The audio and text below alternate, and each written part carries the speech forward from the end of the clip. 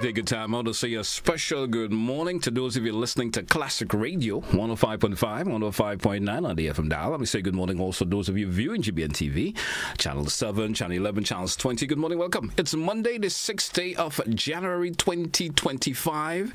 Let me say good morning to Mr. Sylvan McIntyre. I could say compliments for the season, Happy New Year, all of that in order at the same time. Yes, man. Good morning to you, sir. Welcome back. Yeah, good morning to you, and let me say good morning to the GBN crew, and pleasant good morning, Happy New Year's, compliments for the season for everybody, all our listeners, our followers, our viewers, our supporters, our contributors to this program. Happy New Year to you, 2025. We want to wish you a great year. Hope that people would have their wishes and the aspirations realized in 2025. Yeah. You go through the resolutions, No, I really no, I don't really do resolutions, but I do aspirations. I aspire to do better, different than I've done. Yeah, just a bit of improving what we did the year before. Yeah, so I do what is called AIM, always improving myself. Good. So I look towards having a better year every year. All right. 2024 was an interesting year for us, Mr. McIntyre. I would say we did a lot on the program. We said a lot. We inspired individuals who listen to us in terms of the information that we throw out on every Monday of the year, except when days that we were unable to be on the program. Yes. And it also helped a whole lot in terms of some of the information that we thrown out has gotten to the authorities in some way or the other. Because we have saw some improvements been made in certain areas in terms of we spoke about, So we could say that's a plus that actually happened during the year 2024. And the prior year. And the prior year too. Yes. Yeah. Yes. Think about that. Thinking about it real. We started a long time ago. I only thinking 2024 for some reason. Yes. So we can see us building. Yeah. So 2025, we here now, and it's our first program for the year thus far. Let me just interject before you go into 2025, as we speaking on 2024 and the impact we've made. I just had a moving story this morning. Tell me. Actually, an experience. I actually found out from lessons learned from the things that we do on the program. One of my colleagues, my good friend, this morning was saying to me that he has a 2-month-old baby who actually died, and was resuscitated. Yeah. That baby, 2-month-old, is alive this very hour. And was died and resuscitated. Yes, and because he understood what to have done, here are the steps. He recognized that the baby was not breathing. Yeah. There was no heart rate. He and his companion recognized that, and he immediately called 911, which is one of the things that you should do. In the process, he went on to do chest compression. He was pressing the chest of the infant, and he was doing rescue breath as well. Okay. In the process, getting to the emergency center, which is one of the things that people need to do, he was continuing to do the chest compression. 1/3 of the way to the hospital, the infant regurgitated, vomited, choked, and was brought back to life. He was brought up to the A&E, the Accident and Emergency Department, examined the infant, and this very hour. And it happened less than, I think, 24 hours ago. And he said to me, I attribute the knowledge and the experience and the saving of my child's life to the information that you all are giving on the program. This just moved me. And when he was speaking to me, he became very emotional. He almost was moved to tears, knowing that your 2-month-old baby had gone, and that's the stage we call the clinical state of death. And the clinical stage of death is where you have a 6 minutes window, or sometime even longer, when all of the organs may technically stop. Yes. And if you are able to intervene appropriately, that is, you can give chest compression, you can give rescue breath, or if you have an automated external defibrillator that you can do a shock, you can actually bring somebody back to life. And because you were able to give that information, his 2-month-old infant is now alive. And it really speaks to the impact of the program. And we've already said it, GT, that if we're able to help one person we've done millions. We've been paid millions. And today, I've just been paid $1 million. All right. By just understanding that this 2-month-old. And we talk an individual never had any prior knowledge of doing this before. Well, I don't know him to have trained, but he listened to the program and was able to just remember what we said. As a matter of fact, he said that we did numerous programs on this particular issue in terms of resuscitated folks and sudden leg and CPR and stuff. We did multiple programs on that, and I'm certainly happy to hear that also. And he's a learned individual. He's an intelligent individual. He's exposed to knowledge in every other field, but he did attribute the refreshing and the knowledge of doing CPR to having his infant alive today. And even if it was not as a result of our contribution, but what we want to put across there, that CPR and first aid do save lives. And so folks, once again, when we speak about these things on the program, is to take them seriously. Absolutely. Listen, you never know when the circumstance is going to present itself, and you may have to implement a lot what we say here on the program. Yes. So before we delve again into what we actually decided to speak into 2025, we want to just again say thank you, because we probably might not get a chance at the end of the program and people start calling to say thank you for all the contributors, the people who meet us and give us ideas as to things that we should really speak about. This morning I want to give a special shout out to the Glen staff, those in the finance department. I met actually a couple of them, and they were really expressing gratitude to the program, and they saying that they're always locked in. So Glen finance department especially, Happy New Year's to every one of you. And I met a gentleman that I normally would meet on the beach. I think he's a parsley at worker. Yeah. And he raised a very critical issue to me that we're going to speak about this morning, a safety issue that I personally saw myself. And I want to say, I said to him, that's a confirmation of some things that I have seen, and thank you for bringing this up. We're going to speak about it on our program this morning. And quite a number of persons in 2024 especially have been really commending the quality of our program. And we have, maybe you are not yet qualified, GTA, to be in that league, in the retirees league. No, I'm not. And you're far away from it, I think. I'm far away from that. But retirement is not necessarily an age factor. So true. It's maybe an achievement or a stage factor. Can people do it at their 30s? They are individuals. It's a stage factor rather than an age factor. And they're retired. Yes. So I wanted to say we have a great audience. Yes. In terms of the retirees, they probably too would have some more time on their hand when they can tune into this program. So all of those of you who are retired, you've attained a particular stage in your life, not necessarily the age, as I said, but you have chosen to change your tires when you retire, and you're doing something different.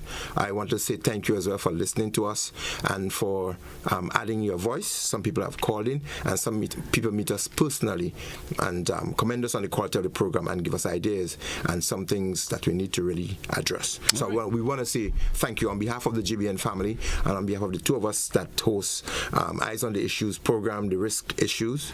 We really want to say thank you, everyone. All right. And then with this statement, Mr. McIntyre, we're going to take a short break. Absolutely. Let's take a break and we come back and we get into the conversation a little more in depth. We will. Stay with us, folks. We're coming back. It's Classic Radio GBN TV. We'll be right back after the break. Don't touch it out.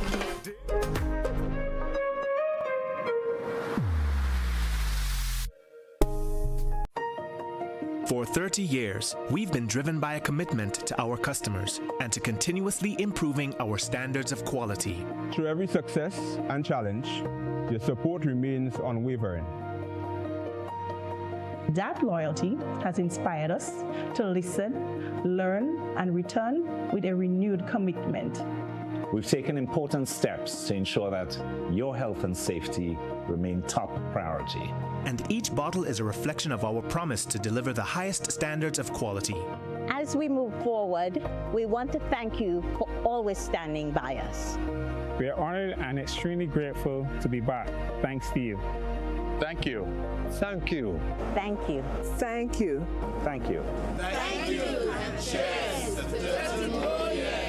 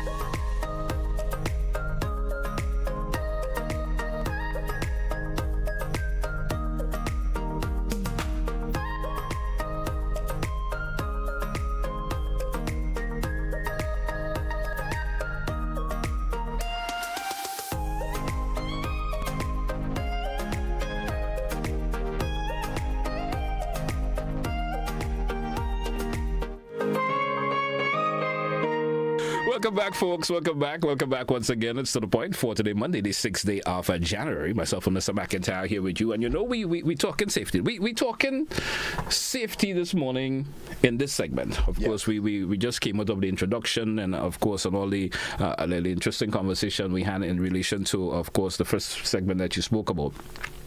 Now we're talking road safety, the issues that out there still that prevails itself. Right. We heard about a lot of issues during the Christmas season in terms of the road, what have been taking place on the roads.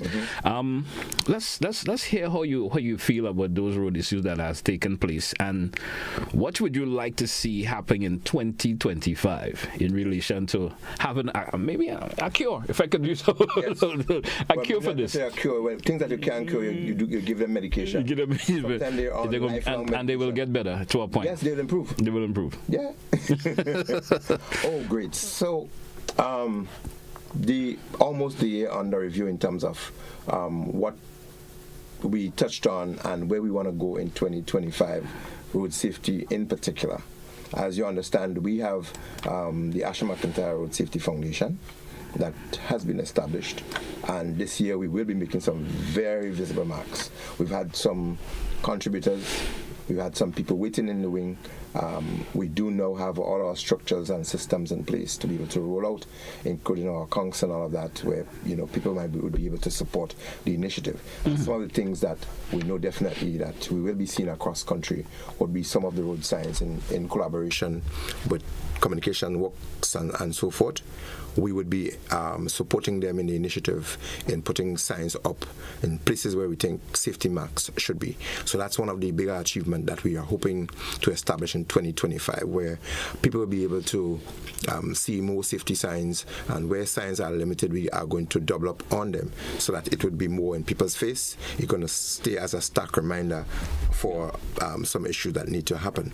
And as we speak about that, I remember when we were getting off the program, there were two issues that came out that people really did not have enough time to contribute towards. And that was the lighting issues on our streets and the lighting on vehicles. I remember us coming out of 2024 as well, speaking of that perched wall just before you get to the cemetery in Grandlands. Now, could be as a result of us pressing the issue. What we've seen erected on that wall is a danger sign. Okay.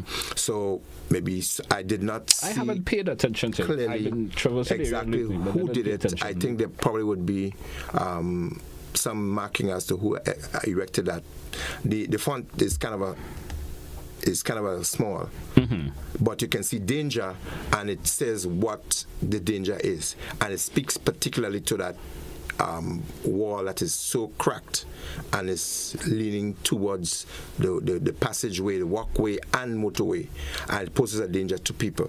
Now that sign erected there, I believe it's a great initiative to remind people, the pedestrians as well as other road users, like drivers, but if we can create a larger one, it would give greater meaning and easier reading from a distance. But people don't necessarily need to go right under. But what is really conspicuous, you can see danger from a good distance. It says as you said, because I've traversed the area recently, a couple times lately, and I didn't notice it for some reason. I didn't think. And you said could be the size of the fonts and so forth that is erected.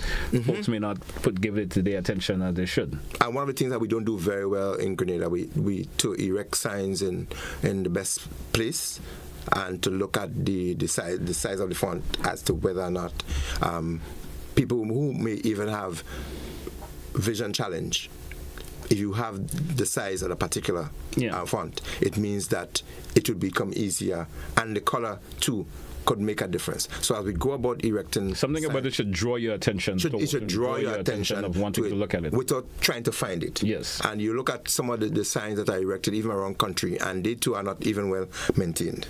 Some of them are peeling off.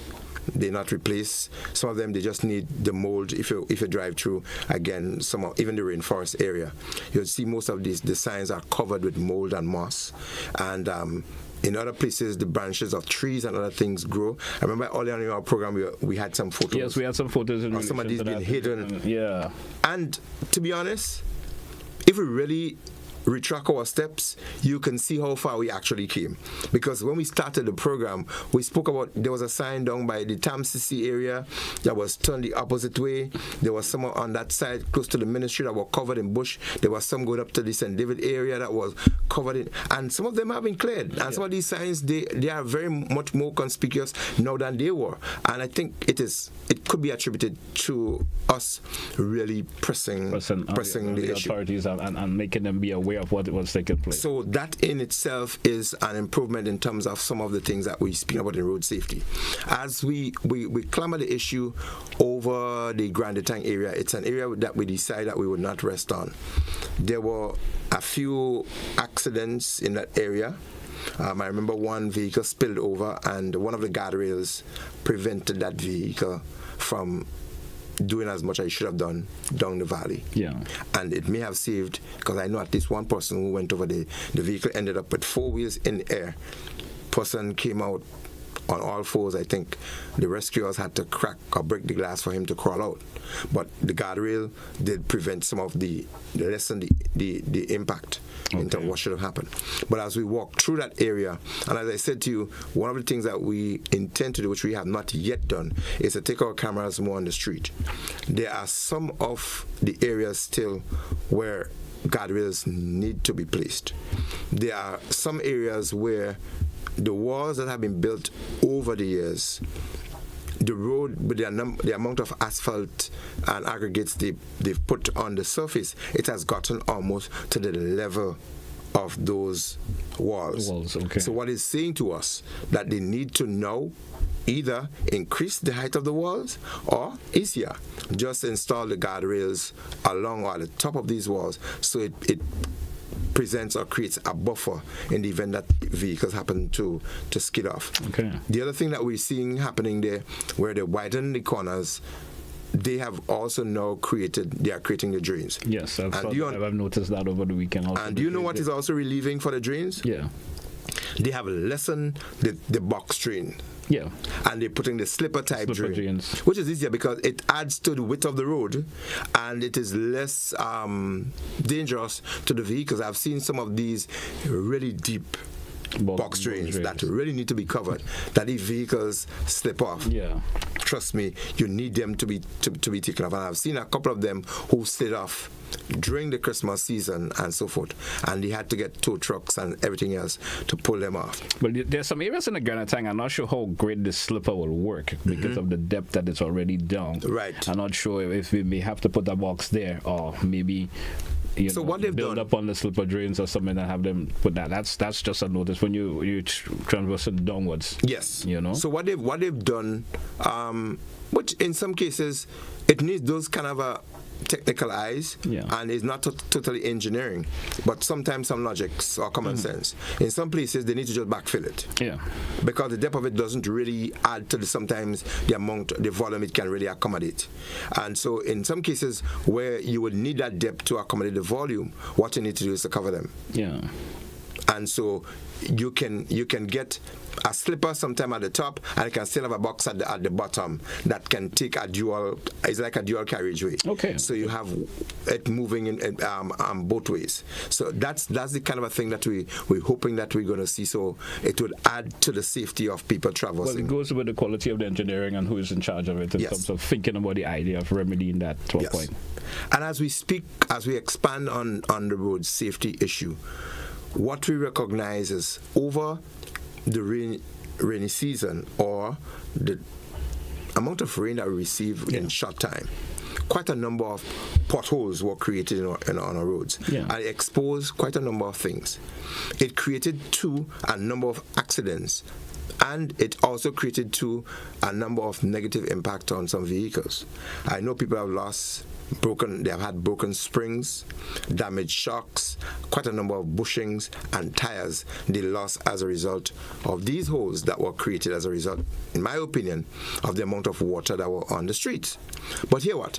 In my layman's observation, some of these holes are being patched.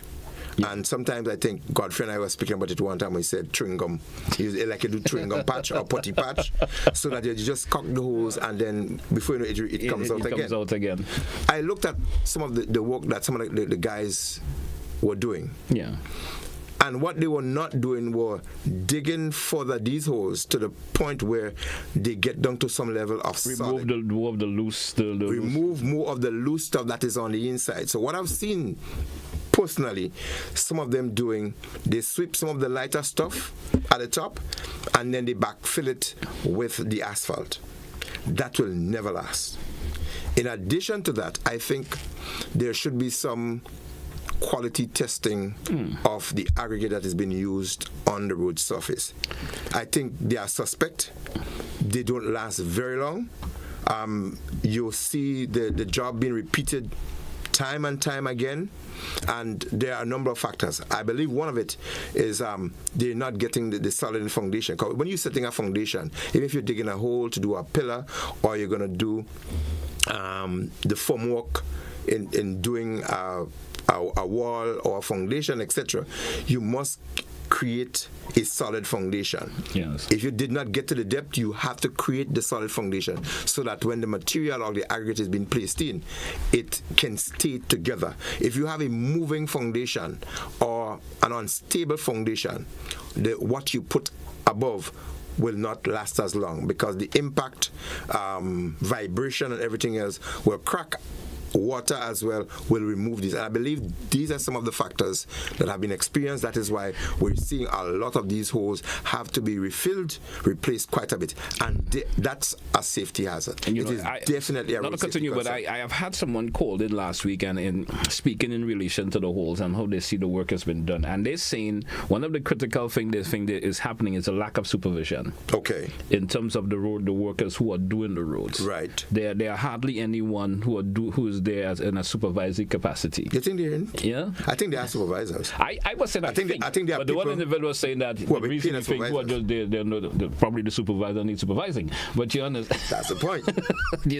But he think that the lack of supervision on someone who is there with the engineering capacity to say, wait, let's do it this way and get it done and done properly. Because sometimes you drive around as a driver and you see that same particular hole that you met 3 weeks ago has returned. Yes. You understand? So you say, why was it repaired?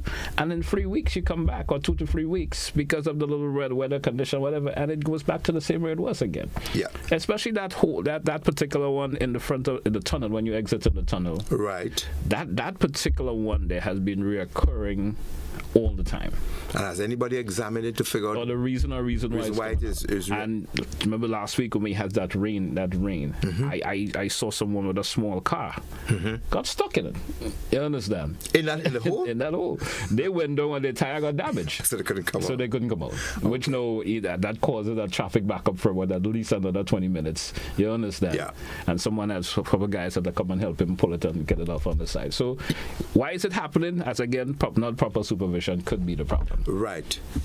There could be another factor, but before I go into it, remind me about that because the size of the vehicles on our roads may have something to do as well with the amount of emerging potholes and the breaking of some of our roadsides. Yes. That may have something to do with it. So it is saying to us that we have to go beyond the regular travel people, put in some tar in a hole and ensure that the aggregate meet a particular standard. Waste of material, technically. Yes, and time and money. Yeah. Because it has to be paid for by somebody. Yeah. And so when you started speaking, you draw me right back to a situation as you come over the Grande Tang, just before you get to, where the Bamboo Bar was in Birch Grove? Yes, I know. Now when you come off from the Spring Garden area, the water comes down where there was an old standpipe with a wall base. I know where you wall speak structure. I know where you speak of. There's a drain that comes there. The drain, in my opinion, is too small. It doesn't take the volume of water. It blocks very easy. So what happens is that the water runs across and into the road. The water may remove the asphalt, maybe about 3/4 of an inch or an inch to an inch and a half deep, has taken off some of the asphalt, and it made it's like a drain in the road itself. That stayed for a considerable period of time. I passed there a couple of days ago, and I think they've done it. My concern is that we are covering the removed asphalt, replaced it. What have we done about the drain, the root cause? Remain there. And you know what? I spoke on this program before, and I said we seem to be losing our sense of community. I think we don't need a parliamentary representative. We do not need a minister. We don't need somebody stepping across with a jacket and tie to say, do this. Yeah. I think the sense of community should say, listen, fellas, people in Adelphi and those area and so forth, Upper Birch Grove kind of an area and the Spring Garden, people who live around there.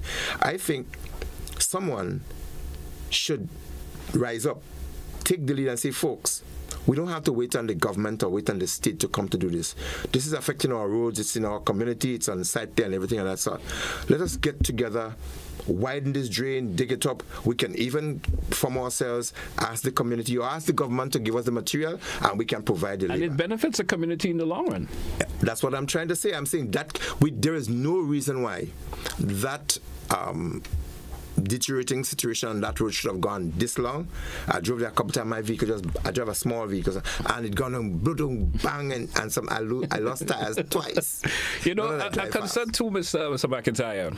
You know, those roadsides car wash is becoming a problem technically. Because you ever notice where that particular car wash is located on the side of the road? That road there is always deteriorating. Okay. Because there's not proper drainage. Right. So that water that they're constantly using to wash the cars and stuff, it causes that particular area to be dug up. Right. You don't understand. So I think that's something the authorities need to look into. I'm not trying to deprive someone of making $1. No, we can't make $1 or eat a food at any cost, GT. You know, I'm not trying to deprive, but I'm saying every time you pass these particular car washes, especially the roadside ones, and you watch that area where they are washing those cars, watch the condition of that road right there. So roadside car washing and roadside garages, they need to be regulated. Yeah. There is no if and but about it. They do have quite negative consequences and results and impact on our roadway and our road safety. Yes, I would agree. Mr. Mark, we drew for a break. Let's take it again. We come back. We can still have much more to talk about. Say those, folks. It's To The Point, Classic Radio, GBN TV. We coming right back after the break.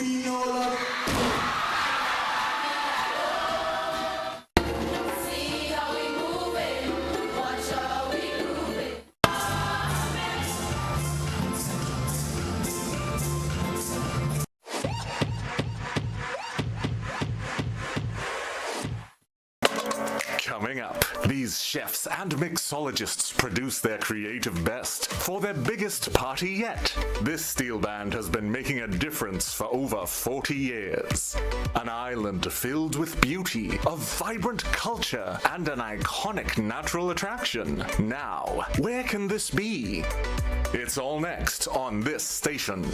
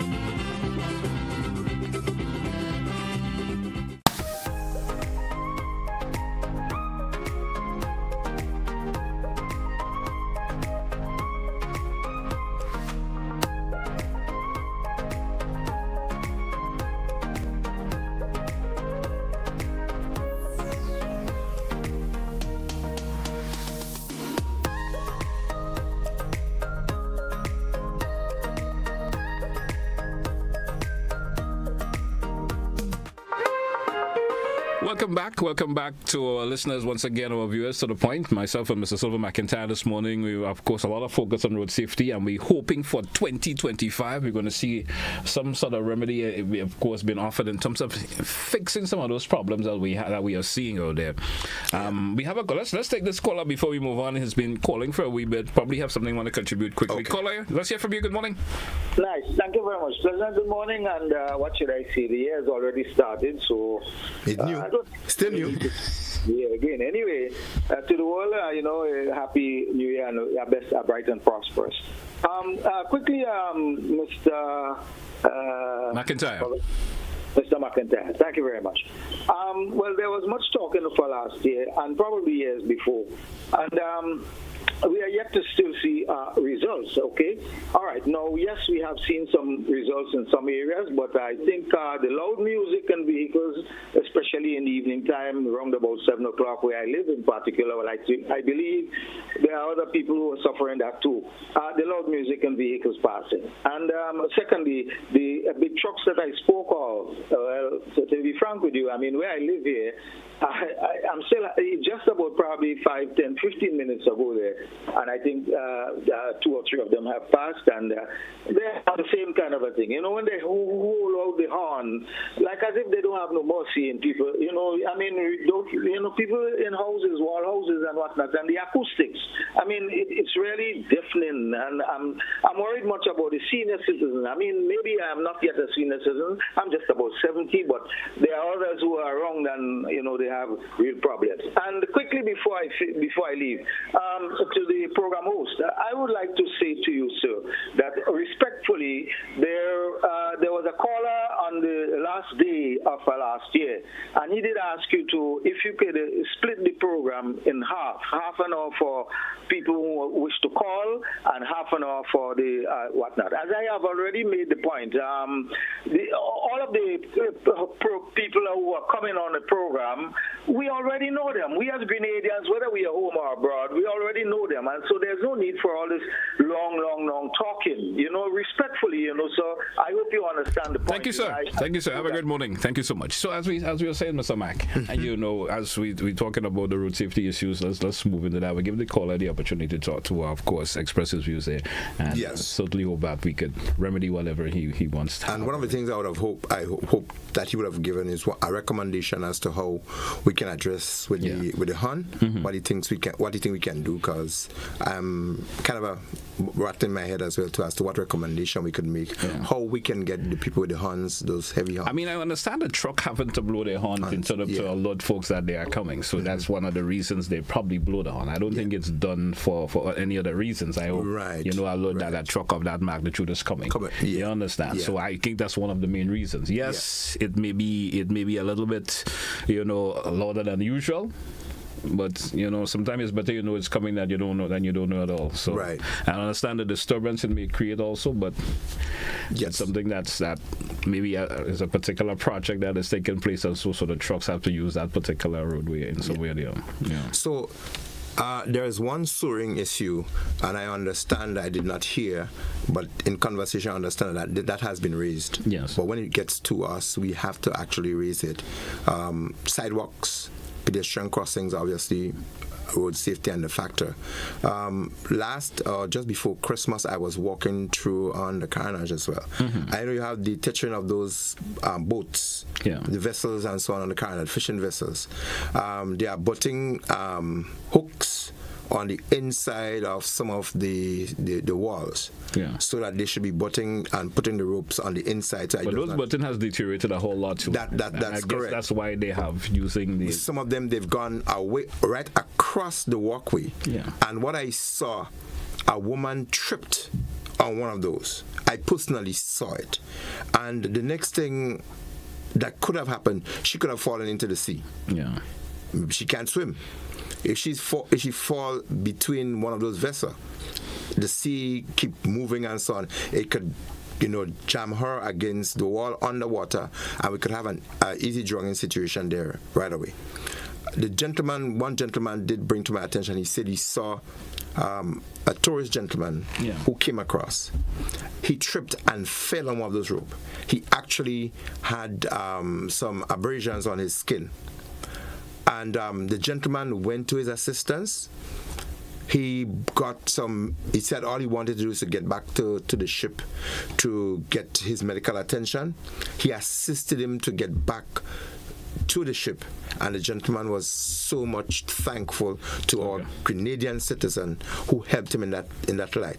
But his concern was the impact that can have on tourism, the negative impact, the negative publicity that we can get about not really catering appropriately for pedestrians in that sense. And I think that those ropes coming across the sidewalk, there's a limited walkway already in the city for people to walk. We have the traffic that is so congested, especially during the busier times. And that lovely seaside walkway that you can enjoy part of the ambience going through. When a lovely boat catch your attention or otherwise, or somebody called your attention from the opposite side of the street and you did not see that rope and you step into it, it could be fatal. Right. We don't want to wait until something really more serious happen, and we do not want that kind of a negative publicity to go outside of Grenada to affect our vital, viable, thriving tourist industry. Who's really responsible for taking care of the berthing on the boats there? Who's really responsible for that? Which particular department? That's a good point that you're raising, our question. But one, I think the Fisheries Authority, since they are the ones who are giving licensing for operating boats and everything else and ensuring that certain things do happen, I think they may have sole responsibility. I am to be corrected on that. And Grenada Ports Authority, I don't know if they do have anything to do with those kind of abutting across the Carnage and in any other place. And how do police officers or wardens enforce that safety factor? It is something now that has emerged. We must correct it. But it's not a new conversation, This has been spoken about, for years now. I don't think it's nothing new in terms of it. Seems like it's getting worse. But just that nothing has actually been done about it. That's just basically what I noticed. Nothing has been done about it. It continues to happen. Well, people say that they listen to this program and they respect us in a lot of ways because we do have some level of credibility, and we do not speak for speak's sake. And we are expecting some traction and some action on this. And you can count on us to raise it at other areas. Maybe on our program they might not be reaching to the places where they should be heard, but we need to be able to bring it up. I'm almost confident. Well, the option there is consistency for 2025. We're going to be consistent. Consistently, bringing those issues to the fore, and I certainly hope that the authorities could, do something about it. We're going to see some improvement. And when something actually being done about it, we will certainly commend them on it also. Mr. Back, we're going to take some calls in this segment? Yeah, we're going to take some calls. Let's go to the phone line. Caller, you're live. Good morning. Good morning, GBN. Good morning to you, sir.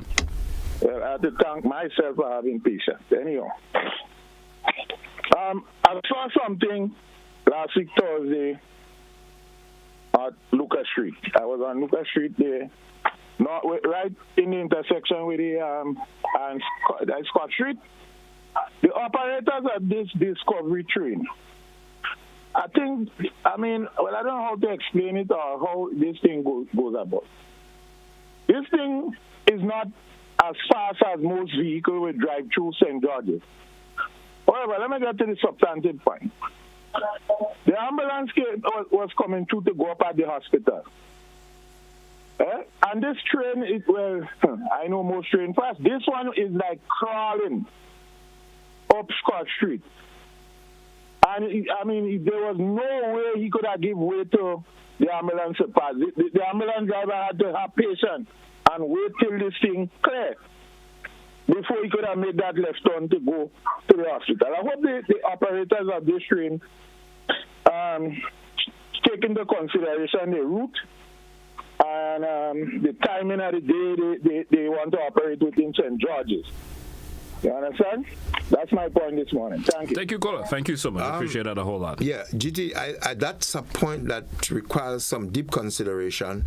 I know in countries where you do have streetcars and small moving tourist trains and buses, they do have designated routes that they move on. And it's one of the things that we should reconsider. When this initiative came in, it was all well and good, well received. But now it is becoming a hazard in some sense. It delays the traffic movement in and out of the city. And so our authority need to now sit down, Transport Board, revisit the route that it uses and designate a route for it. Not necessarily time, because you can't dictate what time tourists will actually come through, but I think they can generate a route and a lane where tourists can still come through, see most of the city, and do not create that obstruction, including when emergency vehicles come through. All right, we do have another caller. Caller, you're live. Caller via WhatsApp. Good morning. Good morning, sir. Good morning to you. How are you? We're doing pretty well. Let's hear from you. Wonderful. Mr. McIntyre, happy New Year to you and the host. All right. I think we get fed up with that thing on the carnage. I myself slip on that once upon a time. This rope across that sidewalk is serious business. But a major traffic problem we have in this country is the fog light. Is the fog light, Mr. McIntyre, legal in this country? There are some lights that are illegal, and there are fog lights that are inbuilt in some vehicles that may have met the regulations. What happens is that when police officers do the traffic check, they have to ensure that what comes within the regulation. There are some that people put on, and there are some that come that are inbuilt. But if they come and they're inbuilt and it does not fit our regulation, they should be adjusted. Okay. This fog light, especially with the buses, when you see you pass them at night, the fog light is so bright that it's almost brighter than the headlight. So you're not seeing the side of the vehicle when you're passing them. And that is a major problem. You could go down in the drain, you could bounce the vehicle because you're not seeing the edge of the vehicle. Even when you're on dim, you're not seeing it. So this is a major problem, them fog lights. Right. So I hope somebody could address that. Thank you, caller. As we mentioned on our last program, we would wish to see the authorities having the meters that could measure even what levels of lights that should be the beam, the rays and everything else, reflections that they should have. There's a meter that can. I don't know if it is within regulation as to how bright they should be or not, even the street lights. So I think it's a level that we need to go to, similar to how, as I mentioned, we test for the grade of tint, the lighting and so on. There should be a standard for that. Hopefully so. Caller, you're live. Good morning. Good morning, Mr. Telesford. Greetings, and to Mr. McIntyre. I wish you all God's richest blessings of health, strength, and wisdom so we can confront whatever approaches us this new year. I'd just like to deviate a bit and to report to Flo that there are many people in this country who, at this moment as I speak, cannot use their telephones according to the plans paid. I am fortunate to get 2041 435, but I cannot call the airport. I cannot call the St. David police station. I cannot get 911. I cannot get 2051 the hospital. There is a problem. And I trust that Flo will immediately correct it, because they're depriving people of their right. Had I an emergency? Well, as a matter of fact, I had an emergency yesterday. I wouldn't talk about it now. Let them know, please.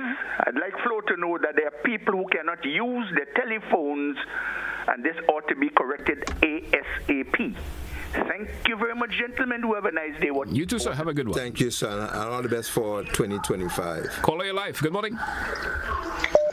Caller via WhatsApp. Good morning. You're live. Caller via WhatsApp. Good morning. You're live. I guess the caller is a little bit unprepared for us. Let's go to another caller. Caller, you're live. Good morning. Yeah, my name is GT and my name is Mr. McIntyre. Good morning to you, sir. To both of you. I'm into Mr. McIntyre, but he told you already, GT. Now, I heard Mr. McIntyre said something, and I want to support him early on. That aspect of community. And I've been advocating community development led approach in this country. Unless we do that, we have continuous deterioration in the infrastructure, in the environment, and also in the relationship people, we need to really step up that. And we need to also see, we're talking about safety now, safety from a broader point of view. Because what is happening in the south of the island, it seems that it spread, based on what came out on the radio this morning on GBN radio, that it spread out to Hope and so on. Could have been prevented, that infestation of the red millipede, or red congaree. And I must think about Mr. Paul Graham at this point in time, who was punished for doing his job, for advising that this thing should be tested or not be allowed to come in. And now this is a crisis for us now. It will becoming a crisis. So we need to broaden our concept of health and safety. And finally, we need to help one another as much as possible. We have had many fires in the last year or so.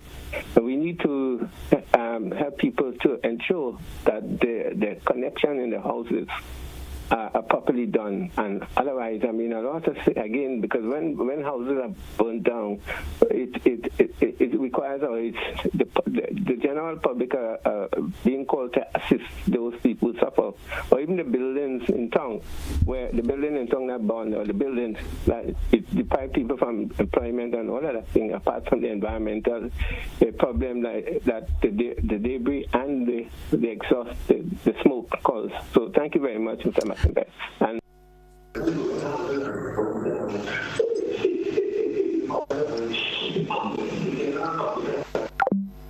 And I guess the caller is not want to participate this morning. It's just like the second time I'm giving him the opportunity. Caller, live. Good morning. Hi, good morning, GT. Good morning. And good morning to Mr. McIntyre. Mr. McIntyre, I just want to say, kudos to you for the campaign of awareness that you have partaken on. It has really opened my eyes to a lot, and I really appreciate that. One thing that I want to find out, I would like to ask, right? I'm just simply asking this question. The Morris Bishop Highway is overtaking on the left legal, or is it, because for some reason I just don't understand.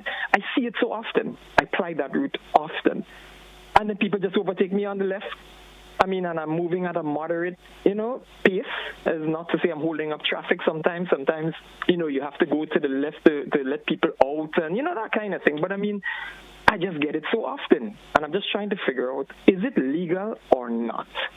But thank you very much, and you guys have a great day. Thank you, caller. I think we had that conversation. We had that conversation. We raised it. Asking that particular question. Because I had somebody actually overtake me on the left, and I raised it on the program. We had a number of calls relating to that. Yes. It is illegal. Yes. And people talk about the fast. But I think it's permitted for some reason or the other. Yeah, but people speak about the fast and the slow lane. Mm-hmm. They say that if you want to be overtaken, the left side of a one-lane road is considered to be the slow lane. Yeah. And the right side is supposed to be the faster lane. Yeah. But we do not have a 4-lane road.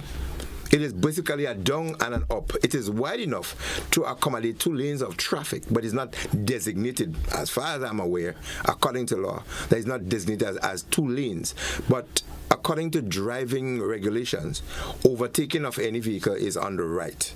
Okay. Not on the left. Not on the left. Some people do it at their own risk, and we find that in some cases, there were a few medical students a couple of years ago who figured because driving was on the right, you can overtake it's on the left side. So they got used to doing, especially the motorcycles, the scooters, they were doing on the left side. It is dangerous. It should not be encouraged, and it is a dual way thing, meaning that if you are driving down the Morris Bishop Highway and you not within the speed limit, you may be excessive. You want to be slower, you should be on the left side and allow somebody to overtake on the right side, which is the appropriate one. Yeah. However, if you happen to be on the right side and you're going at a particular speed, you are within the speed limit, you're under no obligation technically to allow somebody to overtake on the left. The person needs to be patient and wait to get to the end of the road or until the driver ahead pulls over to the left and allow them to overtake. So this indiscriminate and people with lack of patience and tolerance on the road that aspect need to be policed a bit more, and we should see more compliance. I think, the collar is on. We should not encourage overtaking on the left. Is not the right thing to do. All right. So, I think we may have to take our final caller for the morning because we are a bit running out of time. Caller via WhatsApp and give you the opportunity once again. Good morning. Yes, good morning. If you look on the top of Archibald's Avenue, on the top of Lovers Lane, there's from the entrance to go into Upper Lucas Street, there's a side road, and that road going towards, it will take you to the villa on your right and to Archibald's Avenue on your left. There. I thought I was talking. Caller, you are live. That's why we asked of you to take off devices in the background because they will cause a distraction.